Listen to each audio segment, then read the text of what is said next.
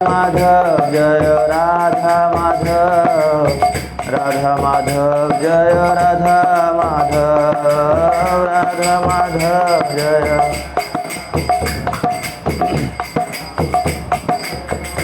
जय जय प्रभुपाद प्रभुपाद प्रभुपाद प्रभुपाद।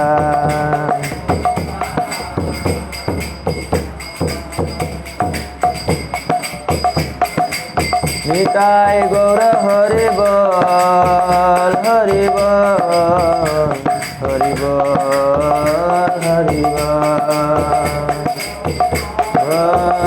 हरि बोल। जय श्री श्री राधा माधव की, कुंज बिहारी की, अनंत कोटि वैष्णव भक्त वृंद की जय। जय निताय गौर सीतानाथ प्रेमानंदे हरि हरि बोल।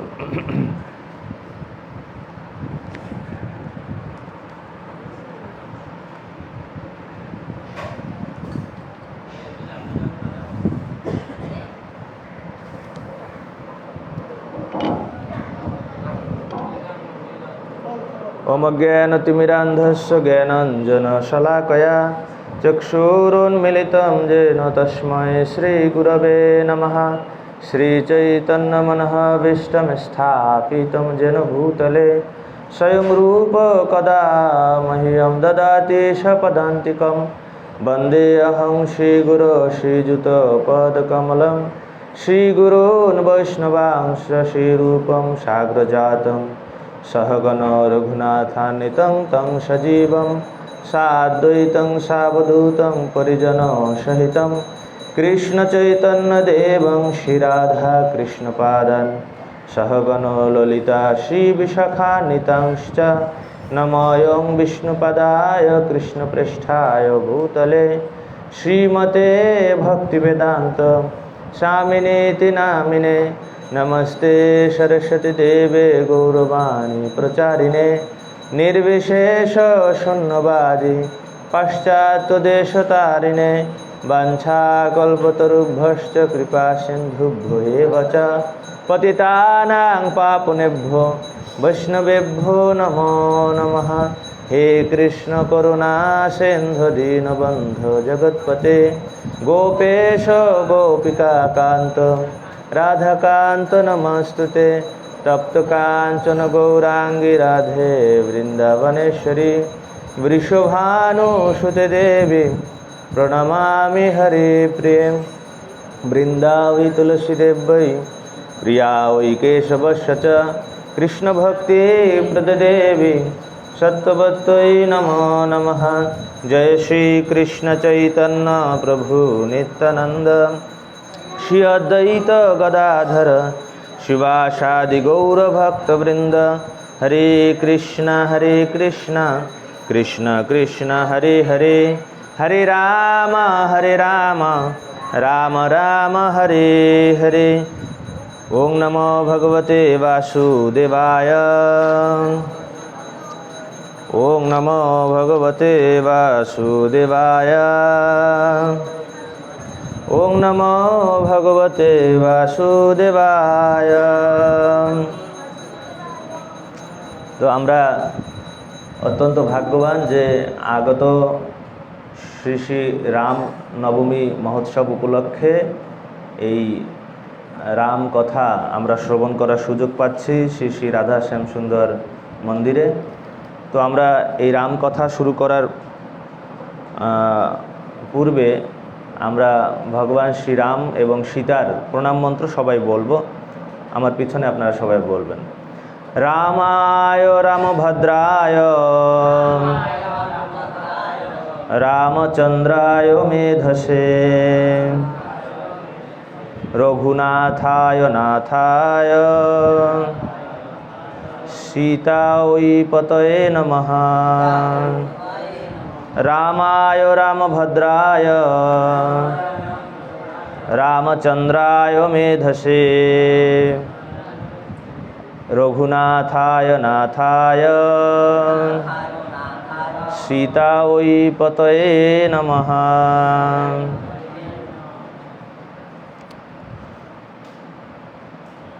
তো শ্রীমদ্ ভাগবতমের নবম স্কন্ধে একাদশ অধ্যায়ে শিলসুত গোস্বামী বর্ণনা করছেন যে আসলে এই ভগবান রামচন্দ্রের কথা শ্রবণ করা কতটা গুরুত্বপূর্ণ আমাদের মতো বদ্ধ জীবের পক্ষে। তো বিশেষ করে শুকদেব গোস্বামী মহারাজ পরীক্ষিতকে যা বর্ণনা করছেন সেই রামচন্দ্রের যে মহিমা খুবই সংক্ষিপ্ত পরিসরে ভাগবতমের নবম স্কন্ধে বর্ণনা করা হয়েছে। দুটো অধ্যায়ে দশম এবং একাদশ, নবম স্কন্ধের দশম এবং একাদশ অধ্যায়ে ভগবান রামচন্দ্রের মহিমা বর্ণনা করেছেন শুকদেব গোস্বামী। তো আমরা শ্রীমদ্ ভাগবতম থেকে একটি শ্লোক যা রামচন্দ্রের এবং রামায়ণ কথা শ্রবণের প্রসঙ্গে বর্ণনা করা হয়েছে, সেই শ্লোকটি আমরা সকলে উচ্চারণ করব। বোর্ডে লেখা আছে, আপনারা সবাই আমার সাথে বলবেন। শ্রীমদ্ ভাগবতম নবম স্কন্ধ একাদশ অধ্যায় শ্লোক নাম্বার 23। পুরুষ রামচরিতম শ্রবণৈ উপধারয়ন আনৃশংস পররাজন কর্মবন্ধৈ বিমুচ্যতে। পুরুষ রামচরিতম শ্রবণৈ উপধারয়ন আনৃশংস পররাজন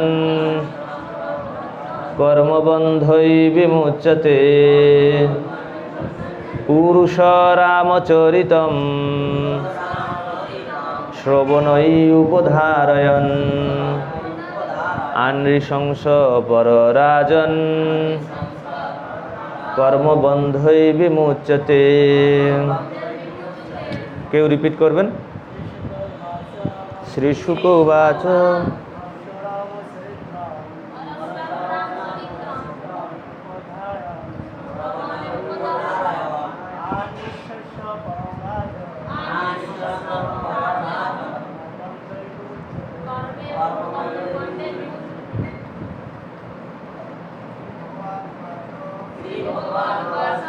এটা শুক উবাচ, শুক উবাচ। শুকদেব গোস্বামী রামায়ণ শ্রবণের মাহাত্ম্য বলছেন এই শ্লোকে। নবম স্কন্ধের দশম এবং একাদশ অধ্যায়ে ভগবান রামচন্দ্র সম্পর্কে শুকদেব গোস্বামী পরীক্ষিত মহারাজকে বলছেন। তো আমরা নবম স্কন্ধের একাদশ অধ্যায়ের এই 23 নম্বর শ্লোকটি আমরা উচ্চারণ করব। বলেন সুধানিবাবু, বলেন।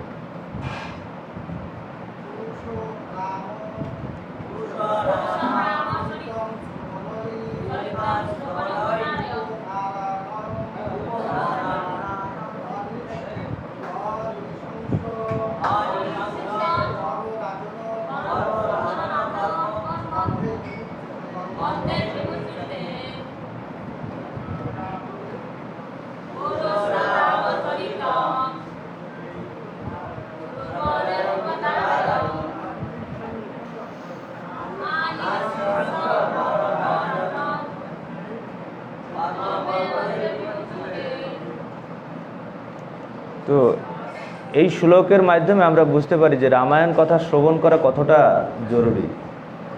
যে শুকদেব গোস্বামী পরীক্ষিত মহারাজকে বলছেন যে পুরুষ রামচরিতম, ভগবান রামচন্দ্রের যে চরিত কথা শ্রবণই উপধারয়ন, যদি কেউ শ্রবণ করে আনৃশংস পররাজন কর্মবন্ধৈ বিমুচ্যতে, তিনি অচিরেই কর্মবন্ধন থেকে মুক্ত হবেন। ভগবান রামচন্দ্রের যে মহিমা তা যদি কেউ শ্রবণ করে, রামায়ণ যদি কেউ অধ্যয়ন করে, শ্রবণ করে প্রতিদিন, আর শুকদেব গোস্বামী শুধু এটুকুই বলছেন না যে কর্মবন্ধন থেকে মুক্ত হবেন, তিনি বলছেন তিনি মাৎসর্য থেকে মুক্ত হয়ে যাবেন। 6টা রিপু আমরা জানি, কাম, ক্রোধ, লোভ, মোহ, মদ, মাৎসর্য। তো এর মধ্যে সবচেয়ে ভয়ঙ্কর হচ্ছে কোনটা? মাৎসর্য। পরশ্রী কাতরতা, অন্যকে হিংসা করা, ঈর্ষা করা। তো যদি রাম কথা শ্রবণ করে কেউ, পরমেশ্বর ভগবান রামচন্দ্রের লীলা কথা যদি প্রতিনিয়ত কেউ শ্রবণ করে, তাহলে তিনি মাৎসর্যরূপী ভয়ঙ্কর রোগ থেকে মুক্ত হয়ে যাবেন। তিনি কারো প্রতি মাৎসর্য পরায়ণ হবেন না, কারো প্রতি হিংসা করবেন না, ঈর্ষা করবেন না। তো এই রাম কথা কতটা গুরুত্বপূর্ণ তা শুকদেব গোস্বামী মহারাজ পরীক্ষিতকে বলছিলেন, আর খুব সংক্ষেপে বলছেন ভাগবতমে। কেন? কারণ তার কারণও শুকদেব গোস্বামী মহারাজ পরীক্ষিতকে বলছেন যে হে রাজন, আপনি ইতিমধ্যে ভগবান রামচন্দ্র সম্বন্ধে অনেক কথা শ্রবণ করেছেন, তাই আমি এই ভাগবতমে খুব বেশি বর্ণনা করব না এই ভগবান রামচন্দ্র সম্বন্ধে। মাত্র 2টো অধ্যায় নবম স্কন্ধে বর্ণনা করা হয়েছে ভগবান রামচন্দ্র সম্বন্ধে। তো এর থেকে একটা খুব সুন্দর একটা শিক্ষাও আমরা পাই যে মহারাজ পরীক্ষিত তিনি ছিলেন রাজা, আর তাকে শুকদেব গোস্বামী বলছেন যে আমি খুব বেশি বলবো না ভগবান রামচন্দ্র সম্বন্ধে। কেন? কারণ আপনি ইতিপূর্বে অনেক রামচন্দ্রের মহিমা শ্রবণ করেছেন। তো তার মানে কি পুরাকালে বা পূর্বকালীন অবস্থায় এই রাজা যারা এক একজন সম্রাট, এক একজন অধিপতি এক একটা রাজ্যের, তারাও ভগবান রামচন্দ্রের কথা শ্রবণ করতেন, ভাগবত শ্রবণ করতেন। আর সাধারণ মানুষের কি কথা, কি ঠিক না? কিন্তু এখন বর্তমান কলির প্রভাবে সেই রামায়ণ পাঠ বা রামকথা শ্রবণ, ভাগবত শ্রবণ, এই সমস্ত অনুষ্ঠানে খুব বেশি লোকের সমাগম দেখা যায় না। কিন্তু সেই মহারাজ পরীক্ষিতের মতো যিনি রাজাধিরাজ রাজর্ষিরা ছিলেন, হ্যাঁ, তারা পর্যন্ত এই রামকথা শ্রবণ করতেন। আমরা দেখি ভগবদ্গীতা প্রসঙ্গে যখন ভগবান বলছেন অর্জুনকে যে এই ভগবদ্গীতার জ্ঞান আমি প্রথমে কাকে দিয়েছিলাম? সূর্যদেব বিবস্বানকে দিয়েছিলাম। বিবস্বান কাকে দিয়েছিল? মনুকে দিয়েছিল, যিনি সমস্ত মানব জাতির প্রথম রাজা। তার থেকেই মনুষ্য জাতি আসছে, ঠিক না? তারপরে মনু কাকে দিয়েছিল? ইক্ষ্বাকুকে দিয়েছিল। আর ভগবান রামচন্দ্র কোন বংশে আসছে? সেই ইক্ষ্বাকু বংশে আসছে। তার মানে কি সমস্ত রাজর্ষিরা এই সমস্ত এই মহান মহান গ্রন্থ ইতিহাস শ্রবণ করতেন, এবং এই ইতিহাস থেকে, এই সমস্ত মহান গ্রন্থ থেকে শিক্ষা লাভ করে তারা তাদের রাজ্য পরিচালনা করতেন, প্রজা পালন করতেন। তো ভগবান রামচন্দ্রের জীবনী কত মহিমাপূর্ণ। এবং পরম্পরা প্রাপ্তম ইমম রাজর্ষয় বিদু সকালে নেহ মহতা যোগ নষ্ট পরন্তব। ভগবান বলছেন 4th অধ্যায়ের 2 নম্বর শ্লোকে যে এইভাবে আমি এই পরম্পরাক্রমে এই জ্ঞান দিয়ে আসছি, কিন্তু যে কোনো কারণেই হোক সেই পরম্পরা যখন বিচ্ছিন্ন হয়ে যায়, নষ্ট হয়ে যায়, আমি পুনরায় সেই জ্ঞান তোমাকে দিচ্ছি হে অর্জুন। তো অর্জুনও কি? অর্জুন একজন রাজপুত্র, কি ঠিক না? তিনিও ভবিষ্যতের তার রাজকার্য পরিচালনা করবেন, এই জন্য যুদ্ধ করবেন। তত সমস্ত রাজর্ষিরা এই গীতা, ভাগবত, রামায়ণ কথা শ্রবণ করতেন। সেই জন্য রাম কথা শ্রবণ করা প্রত্যেক মানুষের জন্য অত্যন্ত গুরুত্বপূর্ণ। আর এই শ্লোকে স্পষ্ট বলছেন যে কর্মবন্ধই বিমুচ্যতে, আমরা কর্মের বন্ধন থেকে মুক্ত হয়ে যাব যদি সেই পরমেশ্বর ভগবান রামচন্দ্রের মহিমা কথা শ্রবণ করি। আর যখন আমরা রামায়ণ শ্রবণ করব, শুধুমাত্র রামের মহিমাই শ্রবণ করব না, তার অনেক শুদ্ধ ভক্তদের মহিমাও আমরা শ্রবণ করব। যেমন হনুমানের মহিমা আমরা শ্রবণ করব, কি ঠিক না? যে এই যেমন আমাকে বলা হয়েছে কিষ্কিন্ধা কাণ্ড এবং সুন্দর কাণ্ড থেকে বলার জন্য, যদিও আমাদের এই রাম কথার যে লিস্ট করা হয়েছে সেখানে সিরিয়াল মেনটেন হচ্ছে না, তারপরেও আমাকে যেটা বলা হচ্ছে এটা আমি বলার চেষ্টা করব। কিন্তু এই সম্পূর্ণ রামায়ণ থেকে আমাদের অনেক শিক্ষণীয় বিষয়। আর আমরা শুরুতেই দেখি যে রামচন্দ্রের যে বনবাস বা রামচন্দ্রের যে রাজ্যাভিষেক, সেখান থেকেই এই রামায়ণের মধ্যে সব কিছু অনিশ্চয়তায় ভরা। সম্পূর্ণ রামায়ণ যদি আমরা শ্রবণ করি তাহলে দেখতে পারবো যে সম্পূর্ণ রামায়ণেই সব অনিশ্চয়তা দেখা যাচ্ছে, যে যা হওয়া উচিত, যা কেউ কখনো ভাবেনি, যা হওয়া উচিত ছিল না, তাই মুহূর্তের মধ্যে সেই সমস্ত অনাকাঙ্ক্ষিত ঘটনাগুলো ঘটছে। যেমন ভগবান রামচন্দ্রের রাজা হওয়ার কথা ছিল, ঠিক এক রাত পরে রাতারাতি সেই রামচন্দ্রের রাজ্যাভিষেক, রামচন্দ্র অযোধ্যার রাজা হবেন, সেই সমস্ত সিদ্ধান্ত পরিবর্তন হয়ে গেল। রামচন্দ্র পরের দিন আর তার রাজ্যাভিষেক হলো না। শুধু রাজ্যাভিষেক তো হলো না তাই নয়, তাকে 14 বছরের জন্য বনবাসে যেতে হলো। সম্পূর্ণ অনিশ্চয়তা, কি ঠিক না? সীতা দেবীর হওয়ার কথা ছিল রানী, যদি রামচন্দ্র রাজা হয় তাহলে সীতা দেবী হবে রানী এই অযোধ্যার। কিন্তু পরের দিন সীতা দেবীকে তার সমস্ত সেই রানীর যত অলংকার গহনা সব কিছু পরিত্যাগ করে বিনা অলংকারে স্বামীর সাথে বনবাসে চলে যেতে হলো। সম্পূর্ণ অনিশ্চয়তায় ভরা। কৈকেয়ী ছিলেন রামের সবচেয়ে বড় শুভাকাঙ্ক্ষী। মাতা কৈকেয়ীকে রামচন্দ্র খুব ভালোবাসতেন, আর কৈকেয়ীও তার নিজ পুত্র ভরতের চেয়েও রামচন্দ্রকে খুব বেশি স্নেহ করতেন। কিন্তু এক মন্থরার সঙ্গের প্রভাবে, অসৎ সঙ্গের প্রভাবে কৈকেয়ী কাছে রাম চরম শত্রুতে পরিণত হয়েছে, কি ঠিক না? রামচন্দ্রের সবচেয়ে বড় অমঙ্গল তিনি কামনা করছেন, যে না, আমি চাই এক বরে আমার পুত্র এই ভরত হবে অযোধ্যার রাজা, আর দ্বিতীয় বরে এই রামচন্দ্র 14 বছরের জন্য বনবাসে যাবে। তো সবচেয়ে যিনি শুভাকাঙ্ক্ষী ছিলেন তিনি এখন রামচন্দ্রকে সবচেয়ে বেশি শত্রু ভাবছেন। সম্পূর্ণ অনিশ্চয়তা এই রামায়ণে দেখা যায়। আর ভগবান রামচন্দ্র চিন্তা করছেন কি, ঠিক আছে বনবাসে তো যাব, তো বনবাসে গিয়ে রামচন্দ্র চিন্তা করছেন এই পঞ্চবটিতেই আমি থাকব। বনবাস মানে বনে বাস করতে হবে। তো রামচন্দ্র চিন্তা করলেন 14 বছর আমি এই পঞ্চবটিতেই কুটির নির্মাণ করে থাকবো, এখানেই 14 বছর কাটিয়ে দেব। কিন্তু ভগবান রামচন্দ্র সেখানে স্থির থাকতে পারলেন না। এত রাক্ষসদের প্রভাব।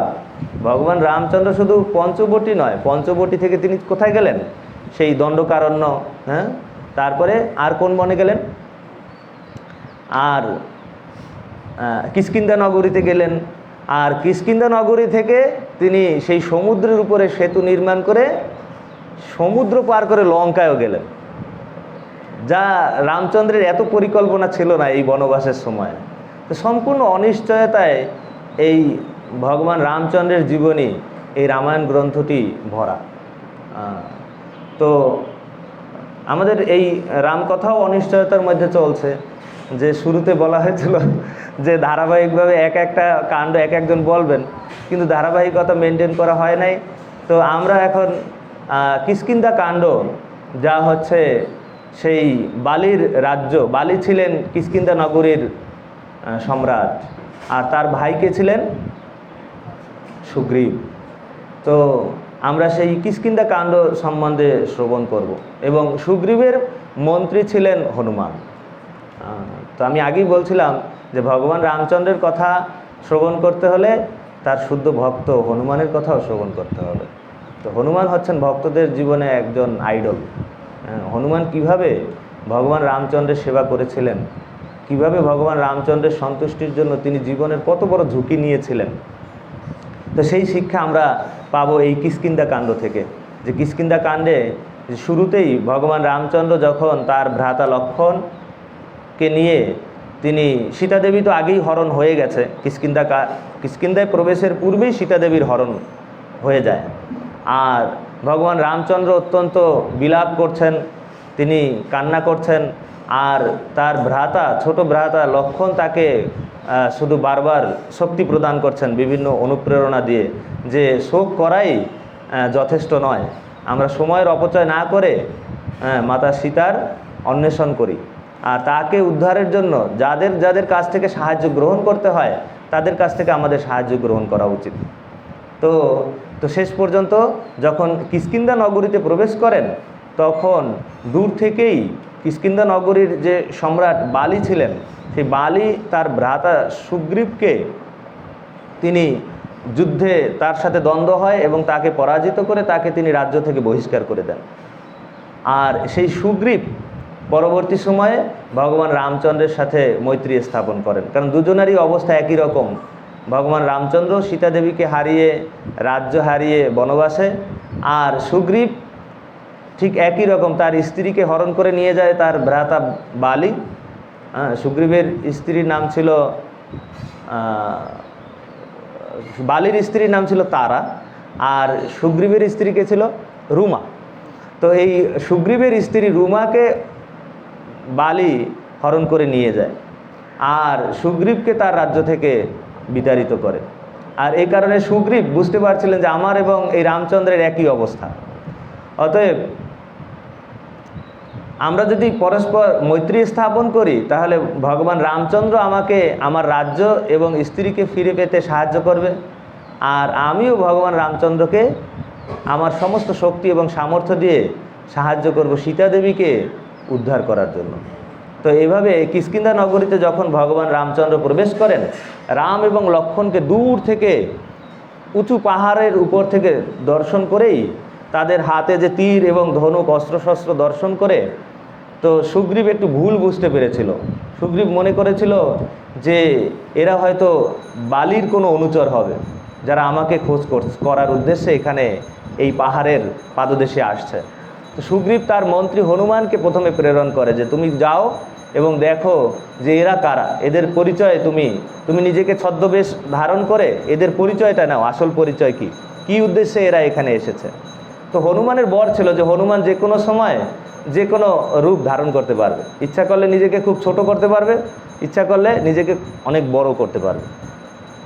সেই জন্য হনুমান এই তার নিজের বেশ পরিবর্তন করে রাম এবং লক্ষ্মণের কাছে গিয়ে পৌঁছেন এবং রাম এবং লক্ষ্মণের যে প্রকৃত পরিচয় তিনি উদ্ঘাটন করে তিনি সুগ্রীবের সাথে এই রাম এবং লক্ষ্মণের মিলন ঘটান। এবং যখন সুগ্রীব রাম এবং লক্ষ্মণের সাক্ষাৎ লাভ করেন তখন সুগ্রীব ভগবান রামচন্দ্রের সাথে মৈত্রী স্থাপন করেন এবং তিনি তাকে কথা দেন যে হ্যাঁ অবশ্যই আমি আপনাকে সীতা দেবীকে উদ্ধার করার জন্য সাহায্য করব।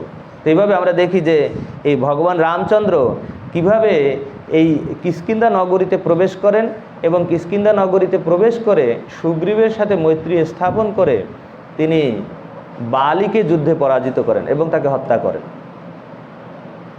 তো সুগ্রীব এই সর্বপ্রথম রামচন্দ্রের কাছে সাহায্য প্রার্থনা করেন যে আপনি প্রথমে আমার ভ্রাতা যে বালি, এই বালিকে আপনি বধ করুন। তো ভগবান রামচন্দ্র তাকে প্রথমে জিজ্ঞাসা করেছিল যে কিভাবে বালির সাথে, বালি তো তোমার ভ্রাতা, তো বালির সাথে তোমার কি করে শত্রুতা সৃষ্টি হলো।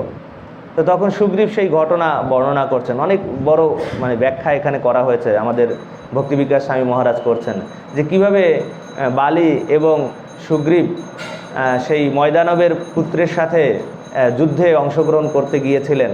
ময়দানবের পুত্র তিনি এই বালিকে যুদ্ধে আহ্বান করেন এবং বালি সেই যুদ্ধ করার জন্য ভীষণ পরাক্রমশালী সেই ময়দানবের পুত্রের সাথে দীর্ঘদিন যুদ্ধ হয় এবং এক পর্যায়ে যখন সেই রাক্ষস সে যখন গুহার মধ্যে প্রবেশ করে, পাহাড়ের বিশাল গুহার মধ্যে, তখন সেই বালি যুদ্ধ করতে করতে সেই গুহার ভিতরে প্রবেশ করছেন। আর বালি সুগ্রীবকে বলেছিলেন যে তুমি এই গুহার প্রবেশদ্বারে দাঁড়িয়ে থাকো, আমি ভিতরে গিয়ে একে তো হত্যা করবই, এর বংশের সবাইকে হত্যা করে আমি ফিরে আসব। কিন্তু সুগ্রীব দীর্ঘকাল সেখানে দাঁড়িয়ে আছে, প্রায় 1 বছর সেই গুহার মুখে দাঁড়িয়ে আছে, কিন্তু বালি আর ফিরে আসছে না। আর কিছু কাল পরে সুগ্রীব দেখতে পাচ্ছে কি সেই গুহার ভিতর থেকে রক্তের যে স্রোত তা বয়ে আসছে। আর এটা দেখে সুগ্রীব মনে মনে ভাবছেন যে সম্ভবত আমার যে ভ্রাতা বালি সে বধ হয়ে গেছে। তো এটা চিন্তা করে সুগ্রীব অত্যন্ত মনক্ষুণ্ণ হন এবং সুগ্রীব কি করেন, সেই গুহার যে দরজা, সেই দরজায় একটা পাথর চাপা দিয়ে তিনি তার রাজ্যে ফিরে আসেন কিষ্কিন্ধা নগরীতে। আর যেহেতু বালির মৃত্যু হয়ে গেছে এই জন্য পরবর্তীতে এই সুগ্রীব কিষ্কিন্ধার রাজা হন, তার রাজ্যাভিষেক হয় এবং দীর্ঘকাল তিনি এই রাজ্য পরিচালনা করতে থাকেন। কিন্তু কিছুকাল পরে সেই বালি সমস্ত অসুরদের, সেই রাক্ষসদের হত্যা করে তিনি ফিরে আসেন কিষ্কিন্ধা নগরীতে। আর এসে দেখছেন কি তার ছোট ভাই এখন কিষ্কিন্ধা নগরীর রাজা। এটা দেখে সে অত্যন্ত ক্রোধান্বিত হয়ে যায় যে তোমার উচিত ছিল আমাকে সাহায্য করা যুদ্ধে, আর তোমাকে আমি রেখে আসছি সেই গুহার প্রবেশদ্বারে, আর তুমি কি করছো, আমাকে তো যুদ্ধে সাহায্য করোইনি, বরঞ্চ সেই প্রবেশদ্বারে পাথর চাপা দিয়ে তুমি চলে আসছো। আর এখন তুমি রাজা হয়েছো, রাজ্যাভিষেক হয়েছে তোমার, তুমি রাজ্য পরিচালনা করছো। ক্রোধের বশবর্তী হয়ে বালি সুগ্রীবের সাথে ভীষণ যুদ্ধ করে। আর বালির সাথে সুগ্রীব যুদ্ধে পরাজিত হয়ে যায়, কারণ বালি ছিল ইন্দ্রদেবের পুত্র এবং ব্রহ্মা কর্তৃক বরপ্রাপ্ত ছিলেন এই বালি। ব্রহ্মা তাকে বরদান করেছিলেন যে বালি এত শক্তিশালী হবে, আর বালির গলায় যে যে সুবর্ণ হার ছিল, সেই সুবর্ণ হারের প্রভাব এত প্রভাবশালী হবে যে যদি কোনো যোদ্ধা, যদি কোনো শত্রু বালির সম্মুখে দাঁড়ায় যুদ্ধের আহ্বান করে, তো সেই ব্যক্তির, সেই যোদ্ধার অর্ধেক শক্তি বালির মধ্যে চলে আসবে। তো বালি নিজে তো একে অত্যন্ত শক্তিশালী, আর তার বিপরীতে যিনি যুদ্ধ করবেন তার অর্ধেক শক্তি যদি বালির মধ্যে আসে, তো বালি অতি সহজেই তার বিপরীত পক্ষকে পরাজিত করতে পারবে। এই জন্য বালি অত্যন্ত শক্তিশালী ছিল, আর তার শক্তি এবং সামর্থ্যের অহংকারে বালি অত্যন্ত মোহাচ্ছন্ন হয়ে পড়ে। সে অত্যন্ত নিজেকে পরাক্রমশালী মনে করে। একবার রাবণ বালিকে যুদ্ধে আহ্বান করে। বালি তখন এরকম বর্ণনা করা হয়েছে, বালি তখন গায়ত্রী করছে, আর তখন রাবণ আসছে যুদ্ধের আহ্বান করতে। রাবণ এসে তাকে কটাক্ষ করছে বানর বলে, যে বানরের এত শক্তি, আমি দেখবো এর কত শক্তি আছে, আমার সাথে যুদ্ধ করো। তো বালি কি করছে, তার তো গায়ত্রী করা শেষ হয় নাই, তো সে রাবণকে তার লেজের সাথে পেঁচিয়ে 1 সপ্তাহ এরকম রেখে দিয়েছে, আর রাবণ কিছু করতে পারছে না বালির সাথে। পরবর্তী বালির কাছে যখন ক্ষমা ভিক্ষা চায়, তখন বালি তাকে রাবণকে মুক্ত করে দেয়। এত শক্তিশালী ছিল যে রাবণ সমস্ত ত্রিভুবনের অধিপতি হয়েছিল, সেই রাবণও বালির সাথে যুদ্ধে পারত না। তো বালি পরবর্তীতে সুগ্রীবকে পরাজিত করে এবং সুগ্রীবের স্ত্রী রুমাকে হরণ করে, আর সুগ্রীবকে রাজ্য থেকে বহিষ্কৃত করে। তো এই সমস্ত ঘটনা সুগ্রীবের মুখ থেকে ভগবান রামচন্দ্র এবং লক্ষ্মণ শ্রবণ করছেন, এবং লক্ষ্মণ অত্যন্ত ক্রোধান্বিত হয়ে গেছেন যে এত সে তার মধ্যে এত তার নিজের শক্তি এবং সামর্থ্যের অহংকার, তো আমরা অবশ্যই এই বালিকে বধ করব। তো ভগবান রামচন্দ্র সুগ্রীবকে পরামর্শ দেন যে যাও, তুমি কিষ্কিন্ধা নগরীতে গিয়ে বালিকে যুদ্ধের আহ্বান করো, আর আমরা পিছনে দাঁড়িয়ে দেখব যে তোমরা যখন যুদ্ধ করবে, আমি অবশ্যই যেই যুদ্ধের এক পর্যায়ে বালিকে বধ করব। তো বালিকে বধ করা রামচন্দ্রের পক্ষেও কঠিন ছিল এই কারণে যে সুগ্রীব এবং বালি দেখতে একই রকম ছিল। তো যখন যুদ্ধ শুরু হয়েছে, ভগবান রামচন্দ্রই দ্বন্দ্বে পড়ে গেছে যে কে সুগ্রীব আর কে বালি, দেখতে তো একই রকম। তো পরবর্তীতে সুগ্রীব যখন ভগবান রামচন্দ্রকে ইশারা করেন, যখন সে পারছে না যুদ্ধে বালির সাথে, তখন ভগবান রামচন্দ্রকে ইশারা করেন, এবং ভগবান রামচন্দ্র লুকিয়ে লুকিয়ে এই বালির উদ্দেশ্যে তীর নিক্ষেপ করেন, এবং বালি পরবর্তীতে তিনি বধ হয়ে যান। কিন্তু মৃত্যুর পূর্বে এই বালি ভগবান রামচন্দ্রকে তিনি প্রথমে ভর্ৎসনা করছেন যে আপনি যদি রাজাই হন, ইক্ষ্বাকু বংশের অধিপতি হন, তাহলে আপনার পক্ষে এই ধরনের কার্য করা, যে পিছন থেকে একজন যোদ্ধাকে আঘাত করা, তাকে হত্যা করা, এটা আপনাকে শোভা পায় না।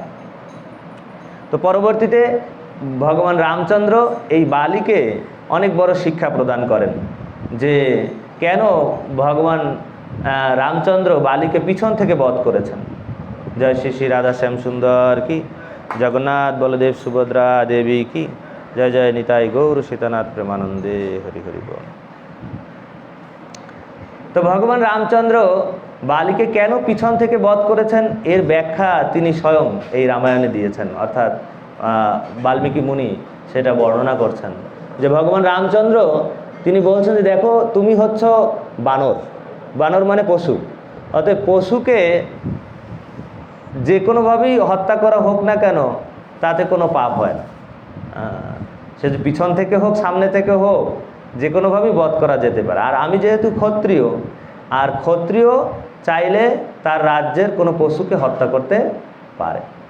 আর যেহেতু আমি ইক্ষ্বাকু বংশের অধিপতি, অযোধ্যার রাজপুত্র, অতএব আমার উচিত আমার রাজ্যে যদি কেউ অন্যায় করে, সেই অন্যায়কারী ব্যক্তিকে শাস্তি প্রদান করা আমার কর্তব্য।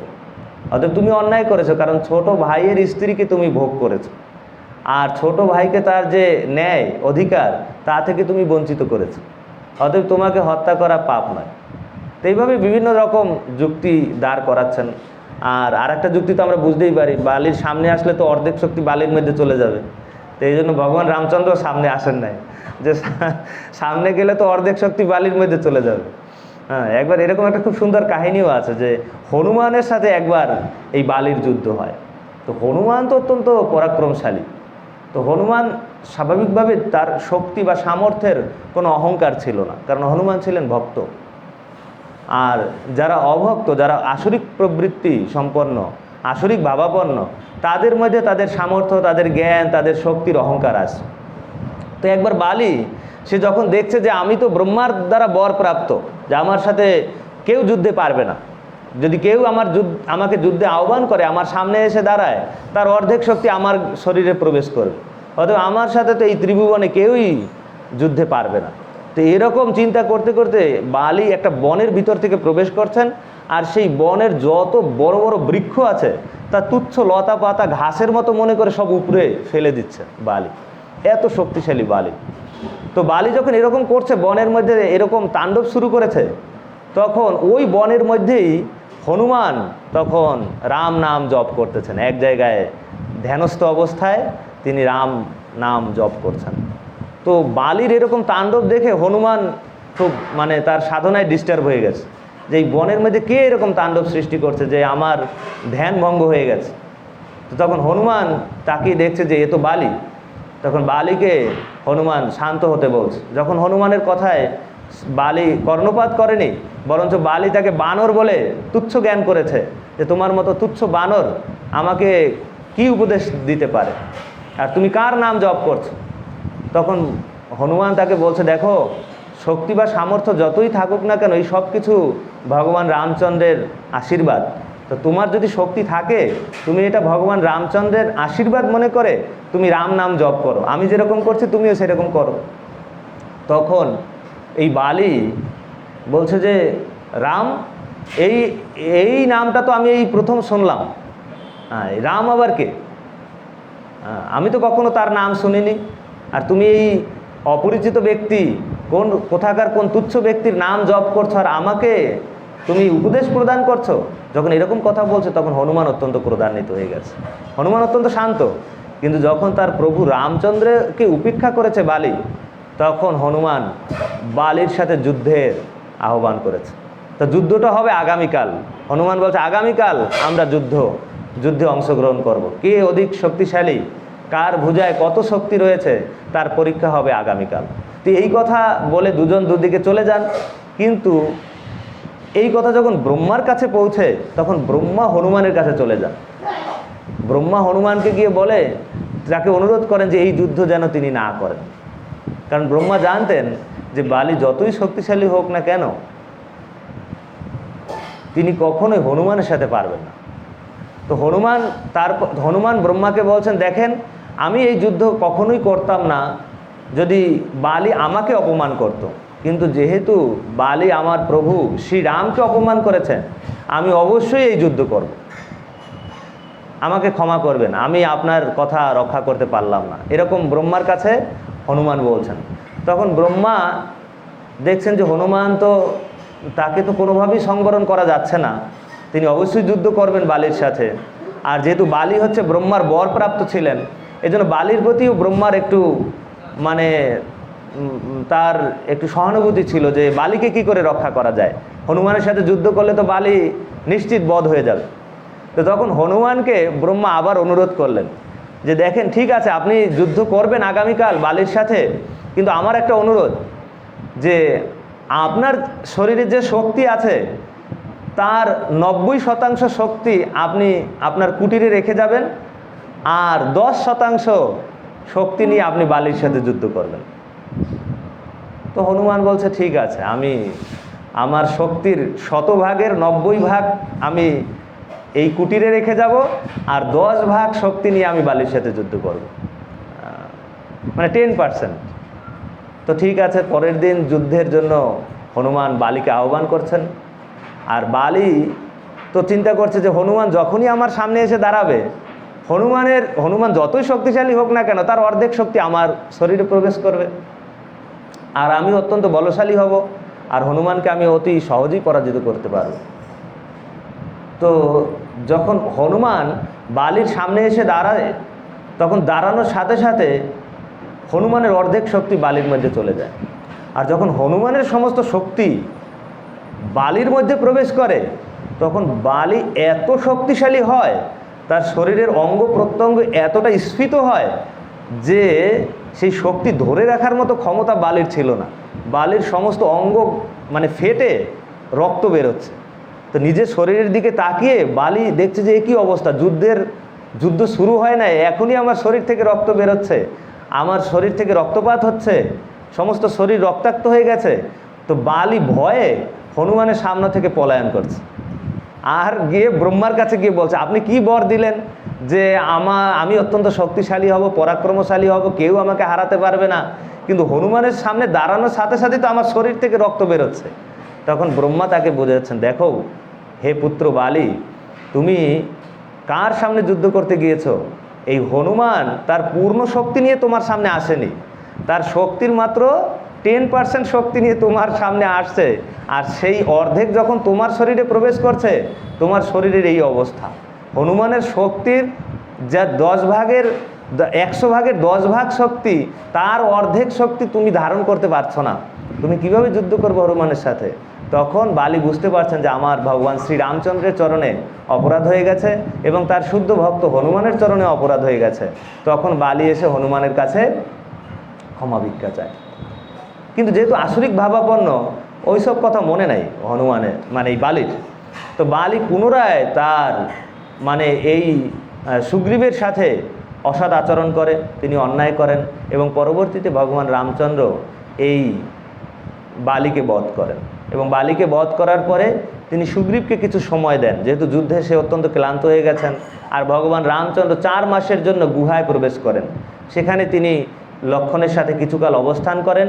এবং তখন বর্ষাকালে প্রচণ্ড মানে বাহিরে বৃষ্টিপাত, সম্পূর্ণ সমস্ত জায়গা কর্দমাক্ত, এই জন্য কিছুকালের জন্য ভগবান রামচন্দ্র সেই গুহায় বিশ্রাম নেন, প্রায় 4 মাস। এখানে রামায়ণে বর্ণনা করা হয়েছে 4 মাস। আর সেই 4 মাসের জন্য ভগবান রামচন্দ্র সুগ্রীবকে বলেন, তুমি এখন কিষ্কিন্ধা নগরীতে প্রবেশ করতে পারো, তোমার রাজ্যাভিষেক হোক এবং তুমি সেখানকার রাজা হও।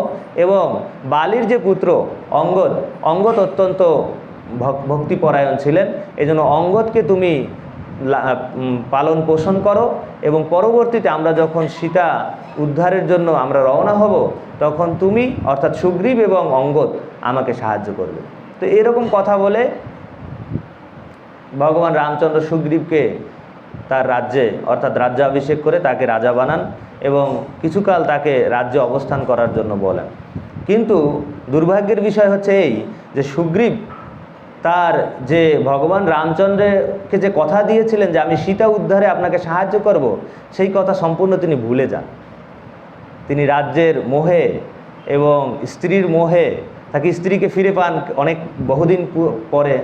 তো স্ত্রীর মোহে এবং রাজ্য সুখের মোহে সুগ্রীব সম্পূর্ণটাই ভুলে যান যে আমাকে রামচন্দ্রকে সাহায্য করতে হবে। ভগবান রামচন্দ্র যে উদ্দেশ্যে আমাকে সাহায্য করেছিল, তো আমার তো উচিত ভগবান রামচন্দ্রকে, এটা হচ্ছে মিত্রতার একটা লক্ষণ। তো সুগ্রীব সম্পূর্ণরূপে সেটা ভুলে যান। আর ভগবান রামচন্দ্র যখন পরবর্তীতে শরৎকালে যখন সেই সীতাদেবীর উদ্ধারের জন্য পুনরায় তিনি লক্ষ্মণকে নিয়ে বের হন এবং লক্ষ্মণকে তিনি বলেন যে দেখো সুগ্রীব কী অবস্থা আছে। সুগ্রীব তো আমাদের আর কোনো খোঁজ খবর রাখলো না যে আমরা কোথায় আছি।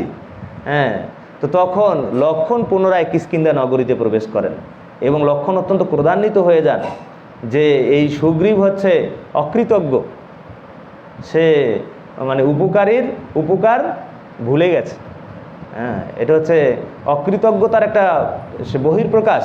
তা আমি অবশ্যই এই সুগ্রীবকে যুদ্ধে আহ্বান করব, প্রয়োজনে তাকে বধ করব, এরকম সিদ্ধান্ত নিয়ে নেন লক্ষ্মণ। এই জন্য 3টা নগরী মুখ্য এই রামায়ণে, অযোধ্যা নগরী, কিষ্কিন্ধা নগরী, আর পরবর্তীতে আমরা দেখব সীতাদেবীকে হরণ করে রাবণ কোথায় নিয়ে যান, লঙ্কা নগরী। তো এখানে খুব সুন্দর আমাদের মূর্তিমান মাধব খুব ব্যাখ্যা করছেন, খুব সুন্দর যে এই অযোধ্যা নগরী সবাই ছিলেন, সমস্ত নাগরিকেরা তাদের মধ্যে কৃতজ্ঞতার প্রকাশ দেখা যায়, তারা অত্যন্ত কৃতজ্ঞ ছিলেন। হ্যাঁ, কেউ যদি সামান্য একটি উপকার করত, সেই উপকার স্বীকার করতে, কৃতজ্ঞতা স্বীকার করতে তারা সবসময় প্রস্তুত থাকতেন। এটা হচ্ছে অযোধ্যা নগরীর একটা বৈশিষ্ট্য।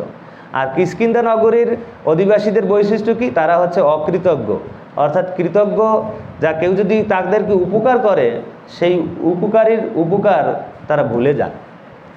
আর লঙ্কা নগরীকে বর্ণনা করা হয়েছে, লঙ্কার অধিবাসী যারা তারা হচ্ছে কৃতজ্ঞ। কৃতজ্ঞ মানে হচ্ছে যে উপকারী ব্যক্তির ক্ষতি সাধন করে, ঠিক না? তো এরকম আমরা দেখতে পাই যে উত্তরে হচ্ছে অযোধ্যা, দক্ষিণে হচ্ছে লঙ্কা, আর মাঝখানে হচ্ছে কিষ্কিন্ধা। তো ভগবান রামচন্দ্র অযোধ্যা থেকে এই কিষ্কিন্ধায় যান এবং কিষ্কিন্ধা নগরীতে গিয়ে যখন এরকম এই অকৃতজ্ঞ সুগ্রীবকে পুনরায় শিক্ষা দেওয়ার জন্য লক্ষ্মণকে প্রেরণ করেন, তখন লক্ষ্মণের প্রবেশের কথা তার সুগ্রীবের যে তার যে রাজ্যের যে মানে তার প্রাসাদ, রাজপ্রাসাদে প্রবেশের কথা শ্রবণ করা মাত্রই সুগ্রীবের মনে পড়ে যায় যে সুগ্রীব লক্ষ্মণ অবশ্যই আমার প্রতি অত্যন্ত ক্রোধান্বিত হয়ে এখানে এসেছেন যে আমি কি করছি তা দেখার জন্য। তো সুগ্রীব লক্ষ্মণের উপস্থিতিতে তার ভুল বুঝতে পারেন এবং তিনি পুনরায় রামকে সীতাদেবী উদ্ধারের জন্য সাহায্য করার জন্য তিনি নিজেকে প্রস্তুত করেন। তার সমস্ত বানর সেনাদের নিয়ে, সবাইকে নিয়ে তিনি রাম এবং লক্ষ্মণের সাথে, এবং সাথে হনুমানও আছে, তাদের সবাইকে নিয়ে তিনি কিষ্কিন্ধা নগরী থেকে সেই সীতাদেবীর উদ্ধারের জন্য রওনা হন। তো পরবর্তীতে এই কিষ্কিন্ধার কাণ্ডের শেষের দিকে বর্ণনা করা হয়েছে যে কিভাবে সুগ্রীব, অঙ্গদ, জাম্ববান এরা সবাই হনুমানকে অনুপ্রেরণা দিয়েছেন যে কিভাবে যে আমরা সীতাদেবীকে উদ্ধারের জন্য এই সমুদ্র পার করে লঙ্কায় যেতে পারি। তো লঙ্কায় সীতাদেবী আছে এটা কে বলছেন? এটা বুঝতে পারছেন যে এই যে জাম্ববান এবং যে সীতাদেবীকে উদ্ধারের সময় সীতাদেবীকে যখন হরণ করে নিয়ে যায় রাবণ, তখন এই সীতাদেবীকে রক্ষার জন্য জটায়ু যখন তার প্রাণপণ চেষ্টা করেছিলেন, সেই জটায়ু যদিও রাবণের হাতে বধ হয়, কিন্তু জটায়ুর যে বড় ভাই, জটায়ুর বড় ভাইয়ের নাম কি? সম্পাতি। এই সম্পাতি সে তার অত্যন্ত দূরদৃষ্টি ছিল, অনেক দূর থেকে সে অনেক বস্তু দেখতে পেতেন। তো এই সম্পাতি কিষ্কিন্ধা নগরী থেকে দেখতে পাচ্ছে যে সীতাদেবী কোথায় আছে, তাকে হরণ করে কোথায় রাখা হয়েছে, সেই লঙ্কার অশোক বাটিকায়, হ্যাঁ, যে সে অশোক বনে যে রাখা হয়েছে তা এই সম্পাতি দেখতে পাচ্ছে দূর থেকে। এবং তখন তারা নিশ্চিত হয় যে সীতাদেবী এই সমুদ্রের অপর দিকে অর্থাৎ লঙ্কা নগরীতে আছেন। এটা নিশ্চিত হন এই কিষ্কিন্ধা নগরীতে বসে ভগবান রামচন্দ্র। তো পরবর্তীতে তো এই সমুদ্র পার কে করবে, কে সমুদ্র ডিঙিয়ে লঙ্কায় প্রবেশ করবে, তো সেই সিদ্ধান্তে যখন কেউই রাজি হচ্ছে না, অঙ্গদ রাজি হচ্ছে না, সুগ্রীব রাজি হচ্ছে না, জাম্ববান সে বৃদ্ধ হয়ে গেছে সেও রাজি হচ্ছে না, পরবর্তীতে সবাই উৎসাহ দেন কাকে? হনুমান। যে হনুমানই একমাত্র যোগ্য ব্যক্তি যিনি এই সমুদ্র পার করে সেই সীতাদেবী কী অবস্থায় আছে তার সংবাদ আমাদের কাছে প্রেরণ করবেন। এবং সবাই হনুমানের ফিরে আসার জন্য অপেক্ষা করছিলেন যে হনুমান কখন এই সমুদ্র পার করে সেই লঙ্কায় প্রবেশ করবেন এবং লঙ্কা থেকে সীতাদেবী কী অবস্থায় আছেন সেই অশোক বাটিকায় সেই সংবাদ আমাদের কাছে তিনি ফিরিয়ে নিয়ে আসবেন, আমাদেরকে জানাবেন। তো সেই জন্য এই হনুমানকে তারা অত্যন্ত উৎসাহ প্রদান করেন এবং সকলের কাছ থেকে উৎসাহ পেয়ে হনুমান সেই মহেন্দ্র পর্বত থেকে লাফ দিয়ে 100 যোজন সেই লম্বা সমুদ্র পার করে লঙ্কায় প্রবেশ করেন। তো এরকম আমরা দেখতে পাই যে এই কিষ্কিন্ধা কাণ্ডে ভগবান রামচন্দ্র সীতাদেবীর সন্ধান লাভ করেন, আর সীতাদেবীকে উদ্ধারের জন্য ভগবান রামচন্দ্র এবং হনুমান সেই সীতাদেবীর সাথে যে তার বার্তালাপ, সীতাদেবী কিভাবে হনুমানকে বুঝতে পেরেছিলেন যে এই হনুমান হচ্ছে রাবণের কোনো প্রতিনিধি নয়, এই অবশ্যই ভগবান রামচন্দ্র কর্তৃক প্রেরিত কোনো দূত। তো এই সীতাদেবীর সাথে হনুমানের যে বার্তালাপ তা সুন্দরকাণ্ডে বর্ণনা করা হয়েছে। যেহেতু হনুমান সীতাদেবীকে ভগবান রামচন্দ্রের বার্তা নিয়ে তার কাছে গিয়েছিলেন, এই জন্য এই কাণ্ডকে বলা হয় সুন্দরকাণ্ড। যেহেতু হনুমান খুব সুন্দরভাবে ভগবান রামচন্দ্রের মহিমা বর্ণনা করেছিলেন সীতাদেবীর কাছে। তো আমরা সেই সুন্দরকাণ্ডের বর্ণনা আগামীকাল শ্রবণ করব। আজকে আমরা এখানে বিশ্রাম রাখব, যেহেতু আমাদের ধারাবাহিক যে শিল প্রভুপাদ গ্রন্থ থেকে পাঠ, আমরা অল্প কিছু সময় আমরা শিল প্রভুপাদ সম্বন্ধে শ্রবণ করব। 125তম শুভ আবির্ভাব তিথি শিল প্রভুপাদের, সেই উদ্দেশ্যে আমরা শিল প্রভুপাদ গ্রন্থ লীলামৃত আমরা শ্রবণ করব। কোথা থেকে, কত পৃষ্ঠা?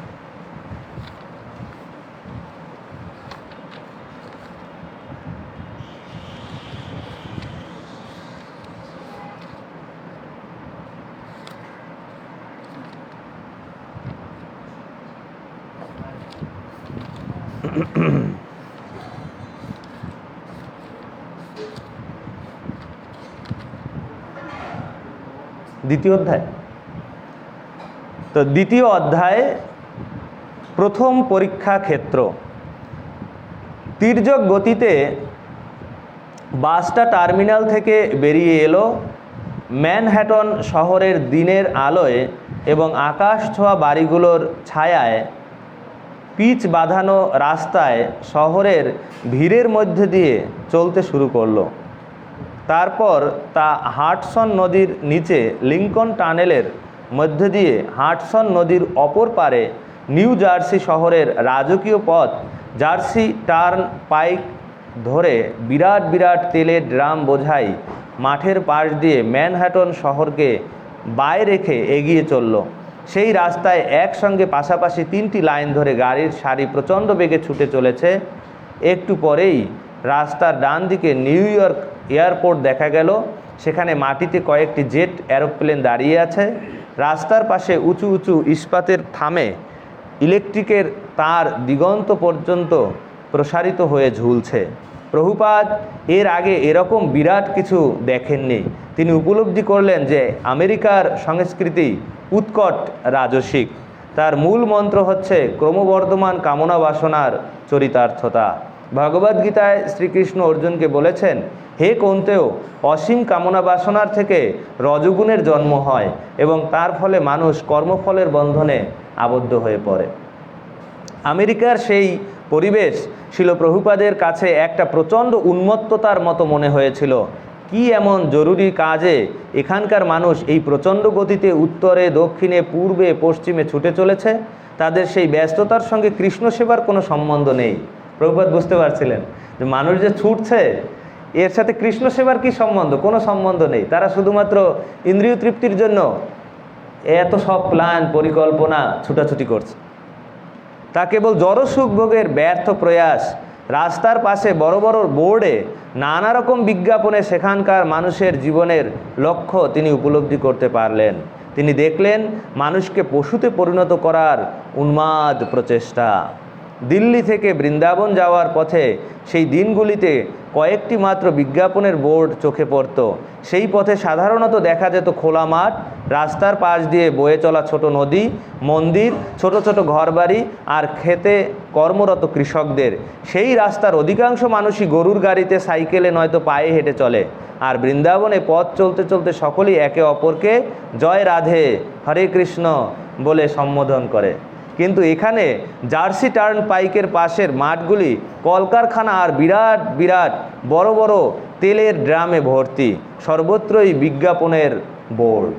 মানে শিল প্রভুপাদ বৃন্দাবনের এবং দিল্লির পরিবেশের সাথে সেই নিউ জার্সির বা সেই নিউ ইয়র্ক শহরের রাস্তার তুলনা করছেন। যে বৃন্দাবনে যদি কেউ যায়, যদি ট্রেনে যায়, তাহলে রাস্তার দুপাশে দেখতে পাবে মাঠ, কৃষক, গরুর গাড়ি। কিন্তু এখানে দেখা যাচ্ছে শুধু কলকারখানা আর বড় বড় তেলের ড্রাম। তো প্রভুপাদ বুঝতে পারছিলেন যে আমেরিকার মানুষ, আমেরিকার অধিবাসীরা এরা সবাই অত্যন্ত রজগুণের দ্বারা প্রভাবিত। শুধুমাত্র জড় সুখ ভোগের ব্যর্থ প্রয়াসে তারা ব্যস্ত। এদের মধ্যে কোনো আধ্যাত্মিক চেতনা নেই। শিল প্রভুপাদ এটা, যেহেতু তিনি একজন শুদ্ধ ভক্ত ছিলেন, এজন্য তিনি আমেরিকায় প্রবেশ করা মাত্রই তিনি উপলব্ধি করতে পেরেছিলেন যে এরা সম্পূর্ণ রজতম গুণে আচ্ছন্ন।